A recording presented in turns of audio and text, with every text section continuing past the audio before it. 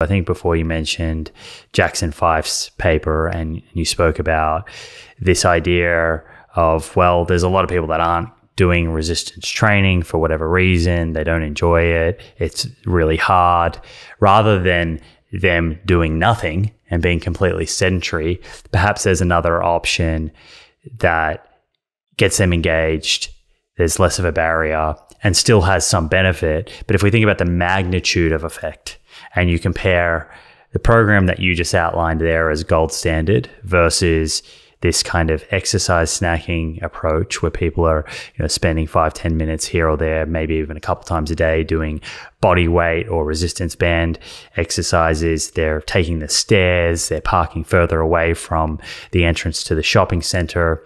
What's the difference between in terms of their ability to attenuate or help fight off sarcopenia? Yeah, at this point in time, there probably haven't been anywhere near enough studies that have directly compared those in the same study.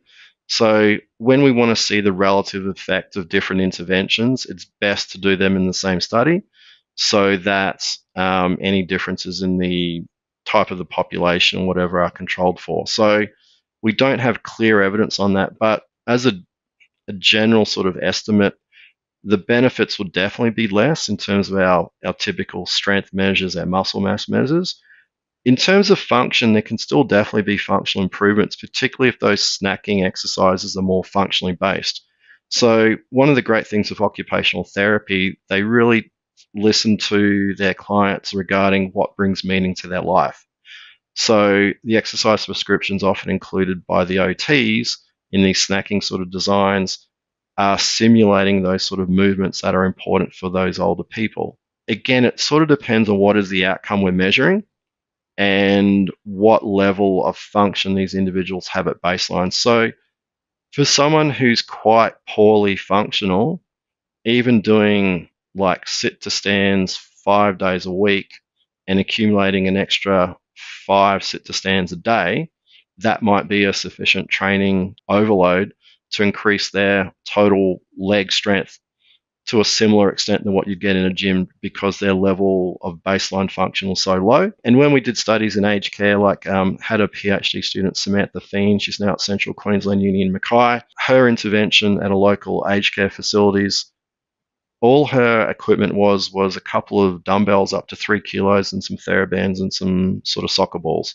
like light balls. And these individuals increase their sit to stand with their hands on their chest from 0 at baseline to an average of about 7 with 12 weeks of training, 2 sessions a week. Improve their gait speed by about, I think it was about 12 centimeters per second, which doesn't sound like much, but again is quite substantial when their gait speed was around 0.5 meters, 0.6 meters per second. So it was about a 20% increase in their gait speed. These sort of programs that are sort of home-based, not really utilizing a gym equipment, but can be done very much in that snacking approach or for a couple of supervised sessions if they need to, can still really improve function, but definitely won't increase muscle mass to the same extent. So if muscle mass is really still an important measure, the resistance training in a gym is definitely the gold standard, perhaps supplemented with dietary interventions as well, depending on their diet and digestion. So yeah, that question you do raise is something that exercise science has always grappled with in terms of what is the best exercise, but only a very small proportion of a population might do it, compared to what is the most commonly used exercise, how beneficial is that? And then trying to strike that balance. Yeah, the point that you made there about the baseline health, baseline function seems critical here.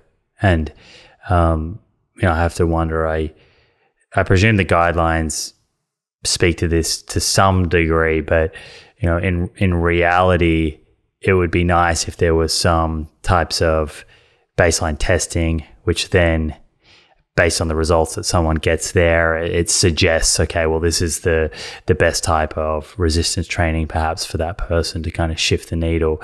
And the exercise snacking that we're talking about here, is that what you would recommend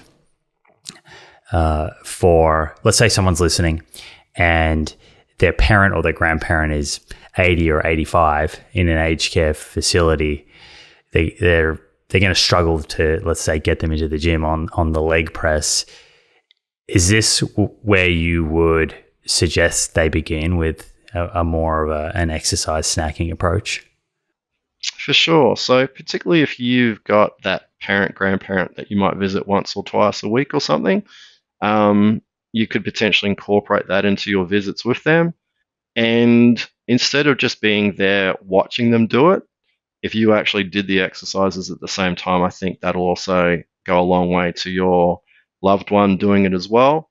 And every rep that you'd perform would also be that extra sort of demonstration that they'll visually observe, and then that'll improve their technique and confidence as well. So if you then go back into the community and you've got a loved one who's perhaps in their 60s but can do 10 sit to stands in a row, can do calf raises, perhaps even single leg calf raises, you know this person is still very functional, that snacking approach might be sufficient for them to maintain a high level of function. That they're already functional.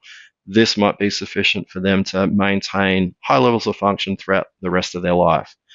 Whereas for that person who's really, really poor, snacking can still be challenging, because even though we don't overload that functional person, because most things are body weight can be too much for some individuals. So that's where sometimes a machine can be great, where you could give an older person who's got really poor leg strength a 5 kilo or an empty leg press. Like a pin loaded leg press of 5 kilos might be something they could do, but sit to stand is beyond them.